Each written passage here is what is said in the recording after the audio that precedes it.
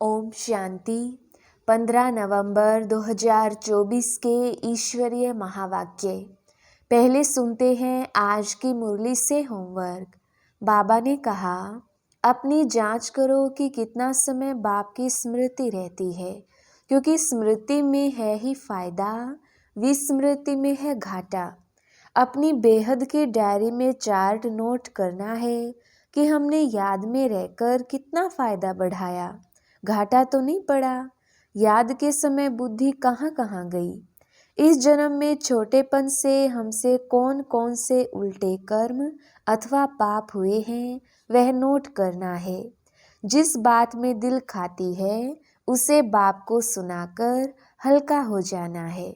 और अब सुनते हैं महावाक्यों को विस्तार से। मुरली का सार। मीठे बच्चे, अपनी जांच करो कि कितना समय बाप की स्मृति रहती है, क्योंकि स्मृति में है ही फायदा, विस्मृति में है घाटा। प्रश्न, इस पाप आत्माओं की दुनिया में कौन सी बात बिल्कुल असंभव है और क्यों? उत्तर, यहाँ कोई कहे हम पुण्य आत्मा है, यह बिल्कुल असंभव है, क्योंकि दुनिया ही कलयुगी तमो प्रधान है। मनुष्य जिसको पुण्य का काम समझते हैं वह भी पाप हो जाता है, क्योंकि हर कर्म विकारों के वश हो करते हैं। ओम शांति। यह तो बच्चे समझते होंगे, हम अभी ब्रह्मा के बच्चे, ब्रह्मा कुमार कुमारियां हैं, फिर बाद में होते हैं देवी देवता। यह तो तुम ही समझते हो, दूसरा कोई नहीं समझते। तुम जानते हो हम ब्रह्मा कुमार कुमारियां बेहद की पढ़ाई पढ़ रहे हैं, 84 जन्मों की पढ़ाई भी पढ़ते, सृष्टि चक्र की पढ़ाई भी पढ़ते, फिर तुमको यह शिक्षा मिलती है कि पवित्र बनना है। यहाँ बैठे तुम बच्चे बाप को याद तो जरूर करते हो पावन बनने के लिए। अपने दिल से पूछो, सच सच हम बाप की याद में बैठे थे या माया रावण बुद्धि को और तरफ ले गई? बाप ने कहा है मामेकम याद करो तो पाप कटे। अब अपने से पूछना है, हम बाबा की याद में रहें या बुद्धि कहाँ चली गई? स्मृति रहनी चाहिए कितना समय हम बाबा की याद में रहे, कितना समय हमारी बुद्धि कहाँ कहाँ गई। अपनी अवस्था को देखो, जितना टाइम बाप को याद करेंगे उससे ही पावन बनेंगे। जमा और ना का भी पोतामिल रखना है, आदत होगी तो याद भी रहेगा, लिखते रहेंगे। डायरी तो सबके पॉकेट में रहती ही है। जो भी व्यापार वाले होते हैं उन्हों की है हद की डायरी, तुम्हारी है बेहद की डायरी। तो तुमको अपना चार्ट नोट करना है। बाप का फरमान है, धंधा आदि सब कुछ करो, परंतु कुछ समय निकाल मेरे को याद करो। अपने पोतामिल को देख फायदा बढ़ाते जाओ, घाटा ना डालो। तुम्हारी युद्ध तो है ना, सेकंड में फायदा, सेकंड में घाटा। झट मालूम पड़ता है हमने फायदा किया या घाटा। तुम व्यापारी हो ना, कोई विरला यह व्यापार करे। स्मृति से है फायदा, विस्मृति से है घाटा। यह अपनी जांच करनी है। जिनको ऊंच पद पाना है उनको तो ओना रहता है। देखें हम कितना समय विस्मृति में रहे। यह तो तुम बच्चे जानते हो, हम सब आत्माओं का बाप पतित पावन है। हम असूल आत्माएं हैं, अपने घर से यहाँ आए हैं पाठ बजाने। यह शरीर लेकर पाठ बजाते हैं। शरीर विनाशी है, आत्मा अविनाशी है। संस्कार भी आत्मा में रहते हैं। बाबा पूछते हैं, हे आत्मा याद करो, इस जन्म के छोटेपन में कोई उल्टा काम तो नहीं किया है? याद करो। 3-4 वर्ष से लेकर याद तो रहती है, हमने छोटेपन में कैसे बिताया है, क्या क्या किया है। कोई भी बात दिल अंदर खाती तो नहीं है? याद करो। सत्यों में पाप कर्म होते ही नहीं तो पूछने की बात ही नहीं रहती। यहाँ तो पाप होते ही हैं। मनुष्य जिसको पुण्य का काम समझते हैं वह भी पाप ही है। यह है ही पाप आत्माओं की दुनिया। तुम्हारी लेन देन भी है पाप आत्माओं से। पुण्य आत्मा यहाँ है ही नहीं। पुण्य आत्माओं की दुनिया में फिर एक भी पाप आत्मा नहीं, पाप आत्माओं की दुनिया में एक भी पुण्य आत्मा नहीं हो सकती। जिन गुरुओं के चरणों में गिरते हैं वह भी कोई पुण्य आत्मा नहीं है। यह तो है ही कलयुग, सो भी तमो प्रधान, तो इसमें कोई पुण्य आत्मा होना ही असंभव है। पुण्य आत्मा बनने के लिए ही बाप को बुलाते हैं कि आकर हमको पावन आत्मा बनाओ। ऐसे नहीं कोई बहुत दान पुण्य आदि करते हैं, धर्मशाला आदि बनाते हैं तो वह कोई पुण्य आत्मा है? नहीं। शादियों आदि के लिए हॉल आदि बनाते हैं, ये कोई पुण्य थोड़ी है। ये समझने की बातें हैं। यह है रावण राज्य, पाप आत्माओं की आसुरी दुनिया। इन बातों को सिवाय तुम्हारे और कोई नहीं जानती। रावण भल है परंतु उनको पहचानते थोड़ी हैं। शिव का चित्र भी है परंतु पहचानते नहीं हैं। बड़े बड़े शिवलिंग आदि बनाते हैं, फिर भी कह देते नाम रूप से न्यारा है, सर्वव्यापी है। इसलिए बाप ने कहा है यदा यदा ही, भारत में ही शिव बाबा की गलानी होती है। जो बाप तुमको विश्व का मालिक बनाते हैं, तुम मनुष्य मत पर चल उनकी कितनी ग्लानि करते हो। मनुष्य मत और ईश्वरीय मत का किताब भी है ना, यह तो तुम ही जानते हो और समझाते हो। हम श्रीमत पर देवता बनते हैं, रावण मत पर फिर आसुरी मनुष्य बन जाते हैं। मनुष्य मत को आसुरी मत कहा जाएगा, आसुरी कर्तव्य ही करते रहते हैं। मूल बात ईश्वर को सर्वव्यापी कह देंगे। कछ अवतार मछ अवतार तो कितने आसुरी छीछी बन गए हैं। तुम्हारी आत्मा कछ मछ अवतार नहीं लेती, मनुष्य तन में ही आती है। अभी तुम समझते हो हम कोई कछ मछ थोड़ी बनते हैं, 84 लाख योनि थोड़ी लेते हैं। अभी तुमको बाप की श्रीमत मिलती है बच्चे, तुम 84 जन्म लेते हो। 84 और 84 लाख का क्या परसेंटेज कहेंगे? झूठ तो पूरा झूठ, सच की रत्ती नहीं। इनका भी अर्थ समझना चाहिए। भारत का हाल देखो क्या है। भारत सचखंड था जिसको हेवन ही कहा जाता था। आधा कल्प है राम राज्य, आधा कल्प है रावण राज्य। रावण को आसुरी संप्रदाय कहेंगे, कितना कड़ा अक्षर है। आधा कल्प देवताओं का राज्य चलता है। बाप ने समझाया है Lakshmi Narayan the first the second the third कहा जाता है। जैसे एडवर्ड फर्स्ट सेकंड होता है ना, पहली पीढ़ी फिर दूसरी पीढ़ी ऐसे चलती है। तुम्हारा भी पहले होता है सूर्यवंशी राज्य, फिर चंद्रवंशी। बाप ने आकर ड्रामा का राज भी अच्छी रीति समझाया है। तुम्हारे शास्त्रों में ये बातें नहीं थी। कोई कोई शास्त्रों में थोड़ी लकीरें लगाई हुई हैं, परंतु उस समय जिन्होंने पुस्तक बनाए हैं उन्होंने कुछ समझा नहीं है। बाबा भी जब बनारस गए थे उस समय दुनिया अच्छी नहीं लगती थी। वहाँ सारी दीवारों पर लकीर बैठ लगाते थे। बाबा यह सब कराते थे, परंतु हम तो उस समय बच्चे थे ना, पूरा समझ नहीं आता था। बस कोई है जो हमसे यह कराता है। विनाश देखा तो अंदर में खुशी भी थी। रात को सोते थे तो भी जैसे उड़ते रहते थे, परंतु कुछ समझ में नहीं आता था। ऐसे ऐसे लकीरें खींचते रहते थे। कोई ताकत है जिसने प्रवेश किया है। हम वंडर खाते थे, पहले तो धंधा आदि करते थे, फिर क्या हुआ? कोई को देखते थे और झट ध्यान में चले जाते थे। कहता था ये क्या होता है? जिसको देखता हूँ उनकी आंखें बंद हो जाती हैं। पूछते थे क्या देखा? तो कहते थे वैकुंठ देखा, कृष्ण देखा। ये भी सब समझने की बातें हुई ना, इसलिए सब कुछ छोड़कर बनारस चले गए समझने लिए। सारा दिन बैठा रहता था, पेंसिल और दीवार और कोई धंधा ही नहीं, बेबी थे ना। तो ऐसे ऐसे जब देखा तो समझा अब यह कुछ करना नहीं है, धंधा आदि छोड़ना पड़ेगा। खुशी थी यह गदाई छोड़नी है। रावण राज्य है ना, रावण पर गधे का शीश दिखाते हैं ना, तो ख्याल हुआ यह राजाई नहीं गदाई है।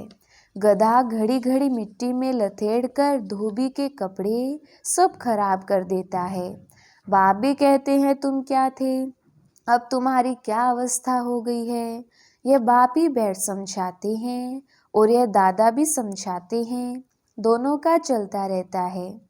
ज्ञान में जो अच्छी रीति समझाते हैं वह तीखे कहेंगे, नंबरवार तो है ना। तुम बच्चे भी समझाते हो यह राजधानी स्थापन हो रही है, जरूर नंबरवार पद पाएंगे। आत्मा ही अपना पाठ कल्प कल्प बजाती है, सब एक समान ज्ञान नहीं उठाएंगे। यह स्थापना ही वंडरफुल है, दूसरे को इस स्थापना का ज्ञान थोड़ी देते हैं। समझो, सिख धर्म की स्थापना हुई, शुद्ध आत्मा ने प्रवेश किया, कुछ समय के बाद सिख धर्म की स्थापना हुई। उन्हों का हेड कौन? गुरु नानक। उसने आकर जप साहिब बनाया। पहले तो नई आत्माएं ही होंगी, क्योंकि पवित्र आत्मा होती है। पवित्र को महान आत्मा कहते हैं। सुप्रीम तो एक बाप को कहा जाता है। वह भी धर्म स्थापना करते हैं तो महान कहेंगे, परंतु नंबरवार पीछे पीछे आते हैं। 500 वर्ष पहले एक आत्मा आई, आकर सिख धर्म स्थापन किया। उस समय ग्रंथ कहाँ से आएगा? जरूर सुखमणि जप साहिब आदि बाद में बनाए होंगे ना। क्या शिक्षा देते हैं?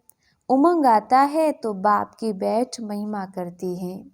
बाकी ये पुस्तक आदि तो बाद में बनते हैं, जब बहुत हों। पढ़ने वाले भी चाहिए ना, सबके शास्त्र पीछे बने होंगे। जब भक्ति मार्ग शुरू हो तब शास्त्र पढ़ें, ज्ञान चाहिए ना।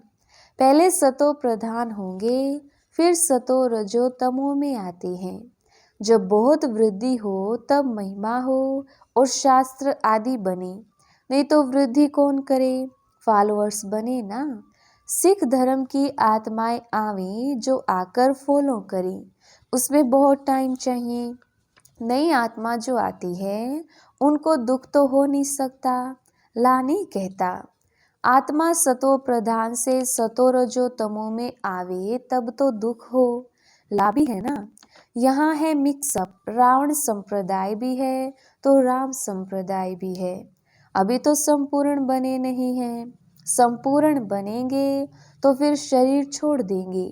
कर्मातीत अवस्था वाले को कोई दुख हो ना सके, वह इस छीछी दुनिया में रह नहीं सकते। वह चले जाएंगे, बाकी जो रहेंगे वह कर्मातीत नहीं बने होंगे। सब तो एक साथ कर्मातीत हो नहीं सकते। भल विनाश होता है तो भी कुछ बचेंगे, प्रलय नहीं होती। गाते भी हैं राम गयो रावण गयो। रावण का बहुत परिवार था, हमारा परिवार तो थोड़ा है, वह कितने ढेर धर्म हैं। वास्तव में सबसे बड़ा हमारा परिवार होना चाहिए, क्योंकि देवी देवता धर्म सबसे पहला है। अभी तो सब मिक्सअप हुए हैं तो क्रिश्चियन बहुत बन गए हैं। जहाँ मनुष्य सुख देखते हैं, पोजीशन देखते हैं, तो उस धर्म के बन जाते हैं। जब जब पोप आता है तो बहुत क्रिश्चियन बनते हैं, फिर वृद्धि भी बहुत होती है। सतयुग में तो है ही एक बच्चा एक बच्ची, और कोई धर्म के ऐसे वृद्धि नहीं होती। अभी देखो सबसे क्रिश्चियन तीखे हैं।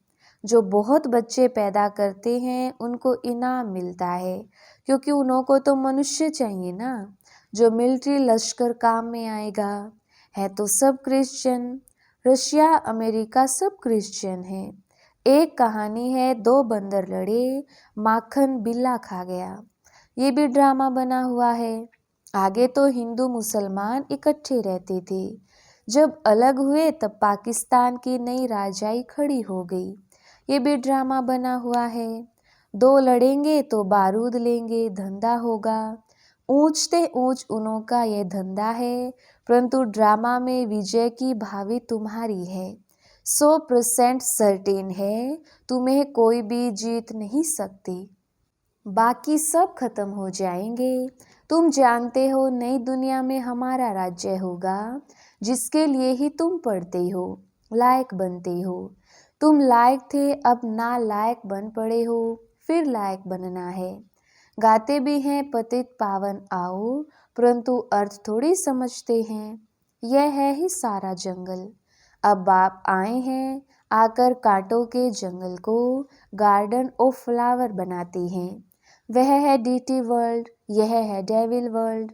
सारी मनुष्य सृष्टि का राज समझाया है। तुम अभी समझते हो, हम अपने धर्म को भूल धर्म भ्रष्ट हो गए हैं। तो सब कर्म विकर्म ही होते हैं। कर्म विकर्म अकर्म की गति बाबा तुमको समझा कर गई थी।